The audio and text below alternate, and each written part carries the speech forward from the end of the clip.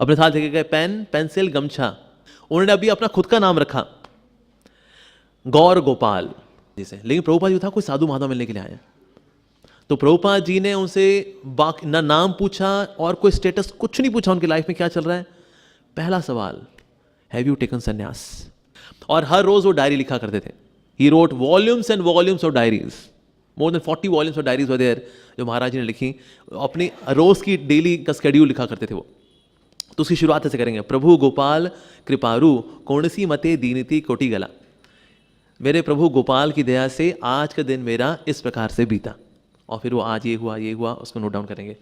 So everyday he would write diary. और वो diary इस तरह से थी as if he is talking to Lord Gopal. Gopal आज आपकी कृपा से ऐसा हो गया, आज आपकी कृपा से ऐसा हो गया। बेसिकली वो जो लिखना है वो गोपाल जी से बात करना है उनका।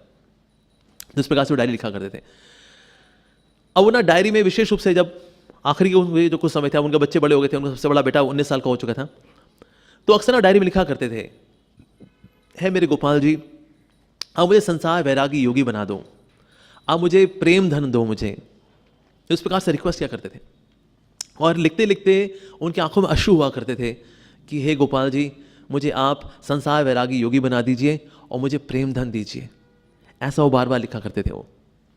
तो ऐसा हुआ फिर भगवान की कृपा से, एक समय स्कूल में पढ़ा रहे थे वो, तो एक बच्चे ने एक पोएम लिखी, मतलब पोएम रिसाइट कर रहा था वो, और वो उस पोएम को समझा रहे थे। उस पोएम का नाम था द ब्लाइंड बॉय, एक अंधा लड़का। और वो इतनी बकवास पोएम थी कि ब्रजबंधु मणिक जी ने सोचा कि ना ये मैं फालतू चीजें पढ़ा रहा हूं, मैं क्या कर रहा हूं, it's such a waste of time. He decided to resign. उन्होंने सोचते कि आलतू फालतू चीजें नहीं पढ़ानी, मुझे कृष्ण कथा ही पढ़ानी है, दैट्स इट, नथिंग एल्स। उसके बाद फिर 22 साल गृहस्थ जीवन में बिताने के बाद 10 अप्रैल 1974 को ही गेव हिज रेजिग्नेशन, उन्होंने रिजाइन किया। And then he went to Rishikesh. Rishikesh जाएंगे, अब वहां पर अपने गुरु की तलाश में अब आगे बढ़ गए वो इस तरह से। और अपने साथ क्या लेके गए? अपने साथ लेके गए पेन, पेंसिल, गमछा, दैट्स इट। और एक जोड़ी बस कपड़ा, और कुछ भी नहीं, नथिंग। और कुछ नहीं कि थोड़ा पैसे रख लें, कहीं गेस्ट हाउस में रुकना पड़ा तो कुछ नहीं। जस्ट हैड गमछा अपना लिया, एक कपड़ा लिया, साथ में पेन पेंसिल वगैरह लेकर, क्योंकि लिखना है, ये कृष्ण कथा छोड़ने वाले नहीं है, ना पढ़ना छोड़ेंगे वो ना। So in this way he was leaving his home now. तो एक जगह पे उन्होंने रेस्ट भी किया। तो जहां रेस्ट किया तो वहां बेसिकली घास पड़ी हुई थी, घास होते हैं जो मोटी मोटी घास होती है, उसके ऊपर लेटे। तो जब उठे तो उनकी पीठ पे निशान बने हुए थे, घास के निशान बन जाते हैं ना अगर घास पे अगर आप लेटते हैं तो उनके जो एक संबंधी थे उन्होंने कहा कि अरे ये आपके पीठ पे निशान पड़ गए। उन्होंने कहा हाँ, ये वैराग्य के निशान है और ये निशान अच्छे हैं, या सो मार्क्स ऑफ रिनंसिएशन। और एक समय जो है श्री चैतन्य महाप्रभु के ऊपर एक बहुत ही सुंदर डिवोशनल पोएम किसने लिखी थी, उसको सुनते सुनते ही गॉट फेंटेड। तो कई लोग बोल रहे थे ऐसे घर नहीं छोड़ना चाहिए, देखो घर तो नहीं छोड़ना चाहिए, घर गृहस्थी भी तो जरूरी होती है, सबसे बड़ा आश्रम है गृहस्थ आश्रम, कॉमन डायलॉग। पर लेकिन उस वक्त कुछ ऐसे संत भी थे जो कि भगवान के शुद्ध भक्त थे कि ऐसा वैराग्य किसी किसी के अंदर आता है, इतना भक्ति में कोई गिना चुना को बड़ा चढ़ा होता है। तो इसलिए उनका डिसीजन बिल्कुल सही है। और उनके बच्चे बड़े हो चुके हैं, ऐसा नहीं कि बीच में छोड़ के जा रहे हैं, नहीं, उनका सबसे बड़ा बेटा अब 19 साल का है, he can take care of the family, ऐसा।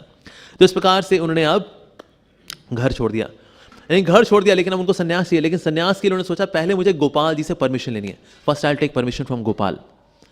इसलिए वो चल के पहुंचे गदाईगिरी। और जो गदाईगिरी पहुंचे तो वैसे मंदिर दोपहर को 12 बजे बंद हो जाया करता था, लेकिन उस दिन एक्सेप्शनली ऐसा हुआ कि 2 बजे तक मंदिर खुला हुआ था।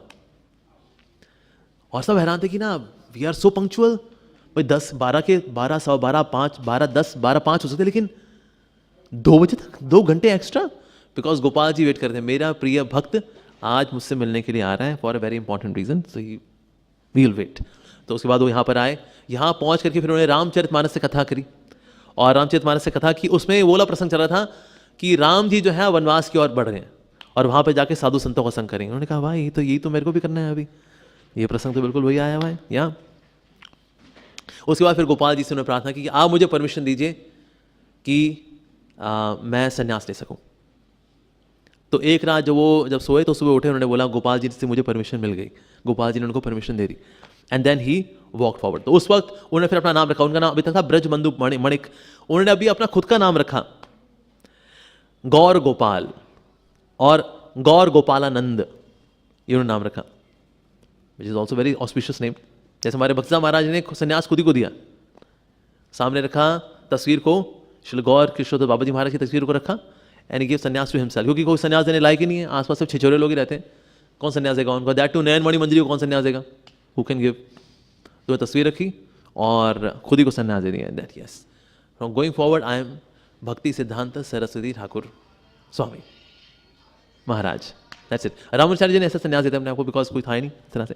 सो इस तरह से उन्होंने अपने आप को नाम दिया। दीक्षा ऐसे नहीं खुद को दीक्षा दी उन्होंने, बस उन्होंने अपने आप को नई आइडेंटिटी दी, नाम के साथ एक नई आइडेंटिटी आती है। So that's why he give a new identity to himself, Gaur Gopal और गौर गोपालानंद। फिर वो अलग अलग जगह जाया करते थे, लोगों से मिला करते थे, अलग अलग मठों में संतों से मिला करते थे। अब कोई उनको बताता था शून्य पे ध्यान लगाओ, कोई बोलता था निर्विचार हो जाओ, कोई बोलता था ब्रीदिंग करो, कोई ब्रीदिंग पे ध्यान दो। कहते हैं लेकिन आप मुझे हरि के बारे में क्यों नहीं बता रहे, अब मुझे कृष्ण के बारे में क्यों नहीं बता रहे। फिर महाराज उनको श्लोक सुनाया करते थे भागवतम का, कहते हैं मैं आपको भागवतम का श्लोक सुनाता हूं। फिर उनको श्लोक सुनाएंगे वो 11 स्कंद का, न साध्यति माम योगो न सांख्यम धर्म उद्धव न स्वाध्याय अस्त परस्त्यागो यथा भक्तिर मम ऊर्जिता। यानी ओ Uddhav, the unalloyed devotion service rendered to me by my devotees brings me under their control. भक्ति से मैं वश में आता हूं, किससे नहीं आता, सांख्य से नहीं आता, पुण्यों से नहीं आता, सिर्फ वैदिक स्टडी से नहीं आता, तपस्या से नहीं आता, साधना से नहीं आता, लेकिन जो भक्ति करता है मैं तो उसी के वशीभूत होता हूँ। कहते आपने ये श्लोक सुना नहीं क्या, क्या बता रहे हो ये, सांस अंदर बाहर अंदर बाहर, क्या बता रहे हो ये आप। तो व्यक्ति कहता है ठीक है गेट आउट, यहां से, थैंक यू वेरी मच, हरे कृष्णा। इस तरह से ही वुड एक्सपोज पीपल। मतलब ये काम तो तभी अगर वह गृहस्थ था तो अपनी वाइफ के साथ तीर्थाटन में जाया करते थे और मायावादी से डिबेट करते थे, उनको हराया करते थे। That was his pass time, तीर्थों में जाकर के मायावादी अद्वैतवादी और निराकारवादियों को की छुट्टी करना। ये तो गृहस्थ जीवन से करते आ रहे थे। अभी तो वो गुरु की तलाश में निकले, तो गुरु की तलाश में निकले तो ऐसे कईयों की छुट्टी की उन्होंने। बट यस, तो जो भी सुनता था कि तो भक्ति भक्ति भक्ति भक्ति कर रहा है, चले यहां से, okay alright thank you Hare Krishna. So finally चलते चलते इस तरह से भ्रमण करते करते इन 1974 the good Fortune arise. When good fortune arises, when we meet our spiritual master, then good fortune arises. So this was the year 1974. So गदाईगिरी से कटक की ओर बढ़े इन सर्च ऑफ गुरु। तो फाइनली वो पहुंचे वृंदावन। वृंदावन भी कैसे पहुंचे, ट्रेन में गए, टिकट वाले को बोला मेरे पास पैसे कुछ नहीं है, मुझको जाने दो वृंदावन। मैंने कहा ठीक है जी आ जाओ, साधु महात्माओं को वेलकम है ऑलवेज, आइए बैठिए जी। So this way he had a free travel to Vrindavan Dham. अब जब वहाँ पहुँचे, वहाँ पर साधु संतों का संग कर रहे थे, तो पर उन्होंने जब दूर से देखा कि ना कुछ विदेशी भक्त हैं जो हरे कृष्णा कीर्तन कर रहे हैं, नाच रहे हैं, ये देखकर उनको बहुत प्रसन्नता हुई और उनको बहुत आश्चर्यचकित हुए कि ऐसा कैसे ये विदेशी लोग हरे कृष्णा करे, धोती कुर्ता पहना हुआ है, तिलक लगाया हुआ है। तो ये देखिए बड़े प्रसन्न हुए महाराज। तो उनके पास जा, तो वहां पर उस वक्त Brahmanand Swami, he was a secretary to Srila Prabhupada, उनके पास जाके बोले कि मेरे को श्रील प्रभुपाद जी से मिलना है। तो आप कौन?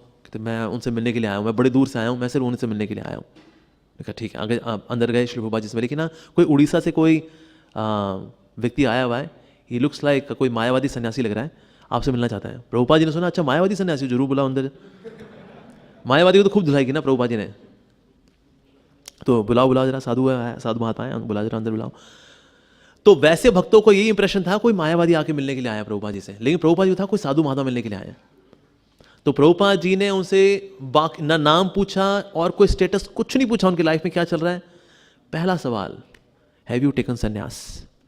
This was very touching to him, क्योंकि इससे पहले वो यही ढूंढ रहे थे हु विल गिव मी संन्यास, मुझको भक्ति में भला संन्यास कौन देगा, वो यही तो ढूंढ रहे थे। और यहां पहला सवाल श्री प्रभुपाद जी ने पूछा, हैव यू टेकन संन्यास? सो ही कुड सी कि ना ये व्यक्ति मेरे को देख सकता है। और वहां महाराज बता रहे हैं कि एक्चुअली वी कैनॉट सी अ साधु, साधु को हम नहीं देख सकते, साधु हमें देखते हैं। जब लोग जज करते हैं ना गुरु को, गुरु जी ठीक है नहीं है, गुरु जी ये में थोड़ा सा झोल है गुरु के अंदर, गुरु का ये ठीक हो जाए ना तो बढ़िया हो जाएगा, वैसे गुरु के अंदर ना। गौरगुरु महाराज से we cannot see the sadhu, we are not the seer, he is the seer, he can see. चलिए प्रभुपाद जी ने देखते उनको पहचान लिया, तो देखते उनको पहचानते उनको बोले, have you taken sannyas? No, I have not taken sannyas. Prabhupada जी का, आई विल गिव यू संन्यास। आई विल गिव यू सन्यास। तो उनसे मिले और उनसे पूछा, अच्छा आपको क्या क्या भाषा आती है? आपको हिंदी आती है? उन्होंने कहा हाँ हिंदी आती है। उन्होंने देखा बड़ी अच्छी हिंदी बोलते हैं, तो क्या आप मेरी बुक्स को हिंदी में ट्रांसलेट करेंगे? मैंने कहा ठीक है बिल्कुल। उन्होंने हाल बताया मेरी फर्स्ट लैंग्वेज तो उड़िया है, but I can also do translation in Hindi. तो उसके पास में बैक टू गॉड मैगजीन थी, बैक टू गॉड मैगजीन उनको पकड़ाई, अच्छा इसमें 2 पैराग्राफ है, इनको ट्रांसलेट करिए। तो आधे घंटे के अंदर ट्रांसलेशन देख रहे हैं आप। ट्रांसलेशन देखते ही प्रभुपाद जी ने कहा वाह व्हाट अ ट्रांसलेशन। तो उन्होंने बोला कि will you translate my books into Hindi? उन्होंने कहा जी बिल्कुल करूंगा, yes. So he was given this सेवा कि आप मेरी बुक्स को हिंदी में ट्रांसलेट करिए। लेटर ऑन फिर उनको ये सेवा मिली that you have to translate in Odia भाषा एज वेल। तो फिर धीरे धीरे करके उनका जो ट्रांसलेशन की सेवा थी from Hindi it change to Oriya भाषा। तो उसमें उनको इस प्रकार से ही पास द टेस्ट। और उनको जब देखा ही सच्चा पक्का साधु, सो प्योर और बहुत तेजस्वी थे, right from very beginning was very very तेजस्वी। सो ये देख करके उन्होंने बोला डिवोटीज को गिव हिम अ रूम। आज ही व्यक्ति आया है, पहली मीटिंग, बाकी सबको कमरे में 6-6 भक्त रुकते हैं, पहली मीटिंग में इनको give him a room for translation. तो कई डिवोटीज जो थे दे बिकेम लिटिल अनकंफर्टेबल, कहते हम तो भाई 6-6 लोग एक ही कमरे में हैं और इस व्यक्ति को प्रभुपाद जी ने बोला गिव हिम अ रूम, अलग कमरा। प्रभुपाद जी ने बोला he is doing a very special service and he is a very special person. किसी ने बोला oh that boy, he is not boy, he is of the age of your father. Actually उनकी उम्र काफी थी, लेकिन इवन देन बहुत young दिखते थे because he was very pure. जितना इंद्रिय तृप्ति करते हैं ना उतना ज्यादा चेहरे पे बुढ़ापा जल्दी आता है। फिर ये गोलियां खानी पड़ती हैं, एक्सरसाइज करनी पड़ती है, ये सब करना पड़ता है ताकि स्किन हमारी खिंची खिंची रहे, प्लास्टिक सर्जरी करानी पड़ती है। क्यों? क्योंकि इंद्रिय तृप्ति में पूरा जीवन जब व्यतीत किया है।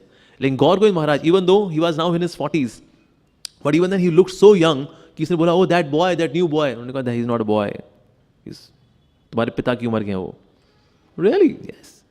तो because of his purity, because of his brahmacharya, he looked very young ऐसा। तो लोग बोल रहे थे अरे पता नहीं कोई मायावादी आया है, प्रभुपाद जी ने उसको पूरा कमरा दे दिया, कमाल की बात है।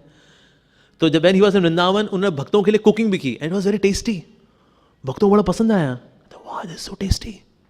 कि किसने बनाया? कहते that मायावादी, he made this very tasty, this mayavadi makes nice cooking, yeah, nice prasad।